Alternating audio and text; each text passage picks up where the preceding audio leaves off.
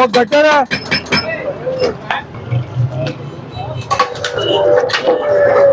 Road बड़ा हो ना, वहाँ पे हमें इशू होता है, पहले एक साइड करते हैं फिर दूसरी साइड। रोड जब बड़ी होती थी तो उसमें ये होता था कि बस राइट साइड भुगताते थे फिर लेफ्ट साइड। आज रिकॉर्ड किस्म का ऑपरेशन नजर आ रहा ये 2 दिन का काम था जो 1 दिन में हुआ है। 1 घंटा हमने रेस्ट किया है खाने के दौरान, बाकी उसके अलावा मुसलसल ही काम कर रहे हैं। है। एक तरफ से रास्ता भी साथ साथ क्लियर करना है, गाड़ियों को भी गुजारना है और साथ साथ अपना जो ऑपरेशन है वो भी दाल वाली इंटरेस्ट सफर नहीं हो रहा से, जाए।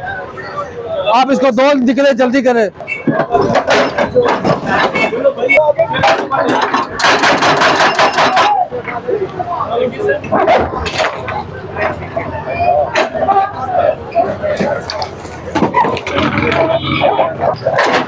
ओए